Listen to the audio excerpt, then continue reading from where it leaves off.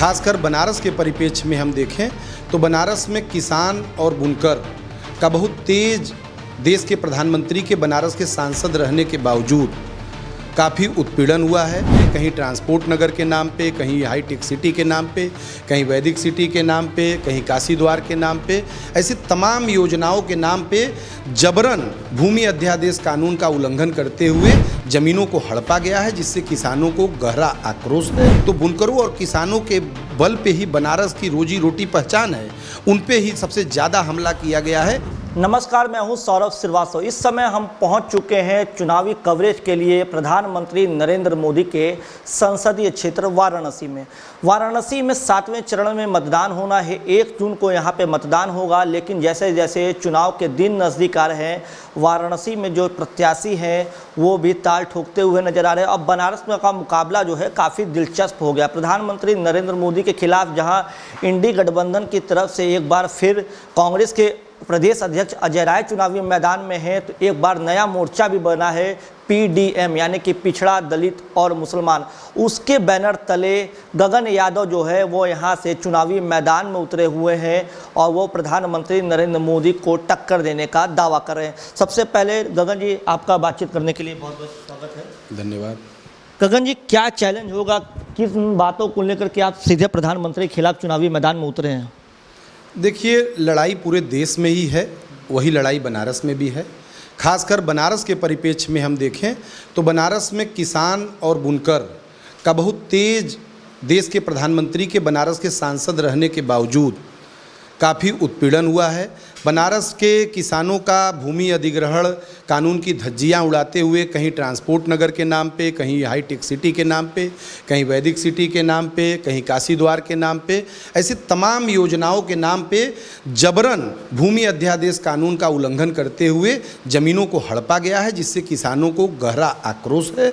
और इसके अलावा बनारस के बुनकरों का बात की जाए तो बनारस के बुनकरों जो अपने पावरलूम और हथकरघे के माध्यम से हमारे बनारस की बनारसी साड़ी का हुनर पूरे विश्व में पहुंचाते थे, उनको फ्लैट रेट पे बिजली दी जाती थी, जिससे उनके करघे चलते थे और उनकी रोजी रोटी चलती थी। उस बुनकरों को हमारी बिजली जो फ्लैट रेट पे मिलती थी, उस बिजली को कमर्शियल कर दिया गया और इसको कमर्शियल करने से तमाम करघे बंद होने के कगार पे हो गए। तो बुनकरों और किसानों के बल पे ही बनारस की रोजी रोटी पहचान है, उन पे ही सबसे ज़्यादा हमला किया गया है। इसलिए बनारस में एक स्थानीय स्तर पर जो जन विद्रोह था, उसके प्रतीक के रूप में, पीडीए के प्रत्याशी के रूप में गगन प्रकाश यादव को आगे आके चुनाव लड़ना पड़ रहा है। अच्छा, पीडीएम, इसमें एम मतलब मुस्लिम हो गया। तो मेरा सीधा सा सवाल है कि मतलब आप चुनावी मैदान में ताल ठोके हुए हैं, तो एम मतलब कि मुस्लिम, काशी का मुसलमान किसके साथ और क्यों?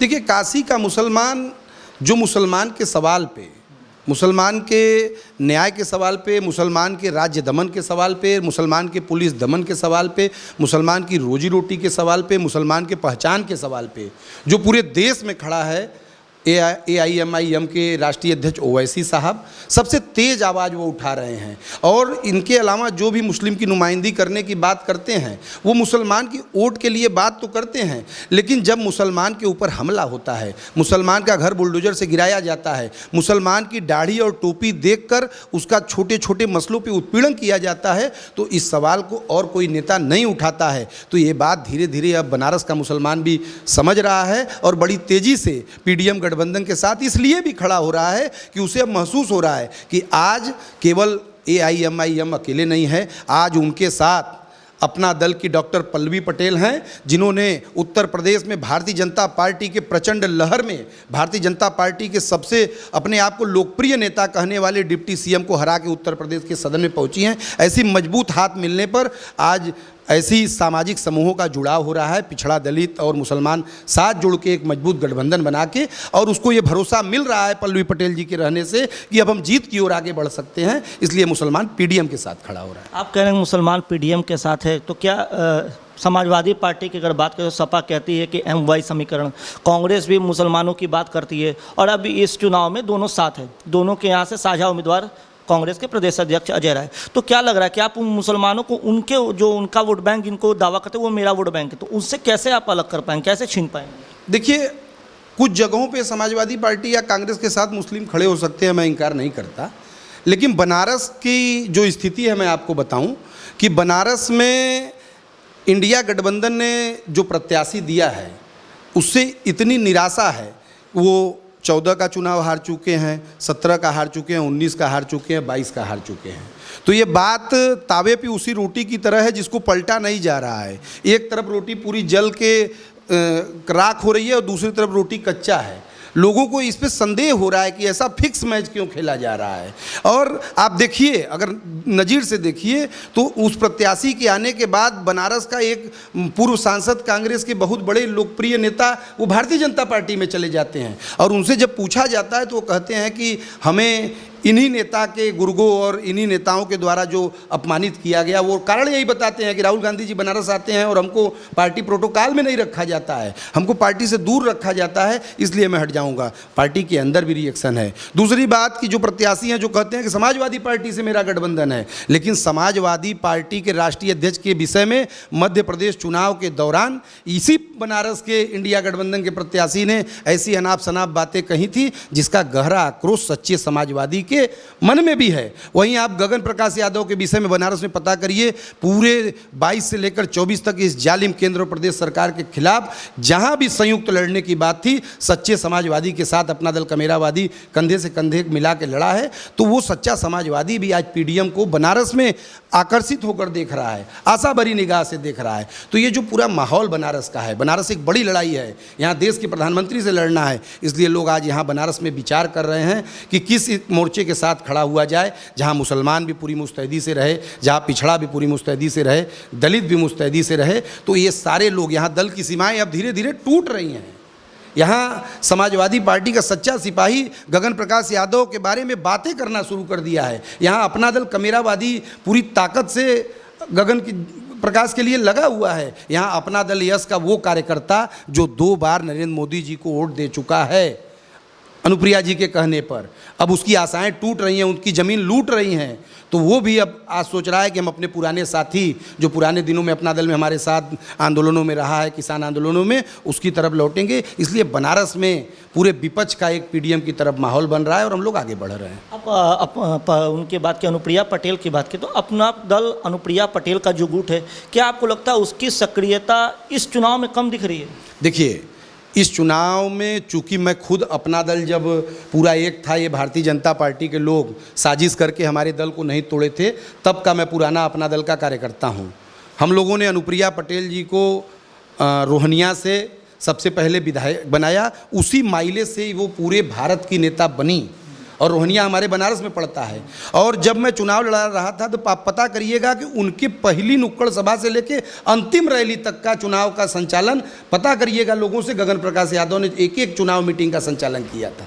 तो वही तो लोग हैं, वही तो मतदाता हैं जिनको हमने कह के अनुप्रिया जी को विधायक बनाया था और वो लोग हमारे साथ बहुत तेज़ी से जुड़ रहे हैं। वो निराश हैं इस केंद्र और प्रदेश सरकार की किसान बुनकर नीतियों से। वो अपना दल यश और समाजवादी पार्टी का जो एक्चुअल कार्यकर्ता है, जो पिछड़ा दलित और मुसलमान की सवाल पे लड़ता है, वो सब पीडीएम के साथ खड़ा है।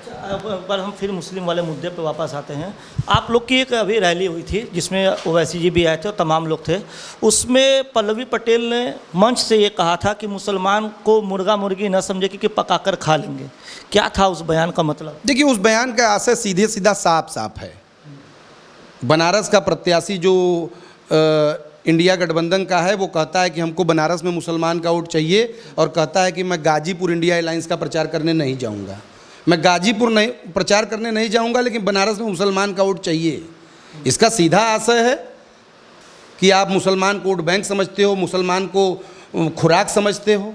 तो मुसलमान ऐसा खुराक नहीं है आपका कि आप अपने लिए वोट लोगे और मुसलमान, अगर कोई मुस्लिम कैंडिडेट लड़ेगा तो उसका आप प्रचार करने नहीं जाओगे। इसीलिए पल्लवी जी को ये नज़ीर देने पड़ी कि जो मुसलमान के एक्चुअल लड़ाई लड़ेगा, मुसलमान के वास्तविक सवाल को उठाएगा, मुसलमान उसी के साथ खड़ा होगा। पिछड़ा के जो सवाल को उठाएगा, पिछड़ा उसी के साथ खड़ा होगा। कौन से मुसलमान की बात करें? वो मुसलमान जो दिनचर्या का काम करता है, रोजी रोटी करता है, कमाता है, अपने घर को पालता है, खिलाता है, या वो मुसलमान जो अतीक अहमद, मुख्तार अंसारी जैसे लोगों को अपना मसीहा मानता है, उन लोगों को शहीद बताता है? क्योंकि ओवैसी साहब भी गए हुए थे, आपके जो ओवैसी साहब है वो गए थे गाजीपुर, बाकायदे वहाँ पे शोक संवेदना प्रकट किया और ये कहा कि वो शहीद हुए हैं, तो आप क्या मुख्तार को शहीद मानते हैं, अतीक को शहीद मानते हैं? देखिए गलत प्रकार से आप लोग क्या मानते हैं, हम ये जानना चाहते हैं। देखिए अतीक अहमद साहब और मुख्तार अंसारी साहब की जहाँ तक बात है, वो इसी भारत के लोकतंत्र में कईयों बार विधायक और सांसद रहे, जनता ने उनको वोट दिया और वो जीत के गए। तो इस लोकतंत्र में जिनको जनता वोट देती है, जो जनप्रतिनिधि बनते हैं, उनको माननीय कहा जाता है। और शहीद इसलिए लोग कह रहे हैं कि उनको संवैधानिक मूल्यों को तोड़ के मार दिया गया, जिनको गलत तरीके से मार दिया जाता है। इस देश में कानून का राज है और हथकड़ी एक हाथ में लगी है और उस व्यक्ति को गोली मार दिया जा रहा है, तो लोग उसको शहीद कह रहे हैं। इसमें किसी को परेशानी नहीं होनी चाहिए। अगर कि कोई जेल में बंद है तो ये राज्य और केंद्र की जिम्मेदारी है, ये हमारी सरकार की जिम्मेदारी है कि वो घर से ज़्यादा सुरक्षित रहे। यदि कोई जेल में रह के बीमारी और धीरे धीरे उसको कोई ऐसी चीज़ दे के मार दी जाए तो ये राज्य की विफलता है, ये सरकार की विफलता है। यदि सरकार किसी को मारेगी तो उसको लोग शहीद कहेंगे ही कहेंगे, आप रोक नहीं पाएंगे, लोगों के आक्रोश को भी नहीं रोक पाएंगे। उन ऐसे जो शहीद की बात है उनसे लेकर जो रोजी रोटी वाला बुनकर है, जो सीलन भरे कमरों में रह के करघा चला रहा है, उसके करघे पर भी आपकी नज़र है, उसके पेट पे भी आपकी नज़र है, उसकी रोटी पे भी आपकी नज़र है, उसके कपड़े जो जगह जगह से छेद पड़े हैं उस कपड़े को भी आप उतार देना चाहते हैं। तो उस बुनकर के साथ भी हम खड़े हैं। और वो जो लोग जो माननीय होके गए उनको गलत तरीके से मार दिया, उसके खिलाफ भी हम आक्रोशित हैं।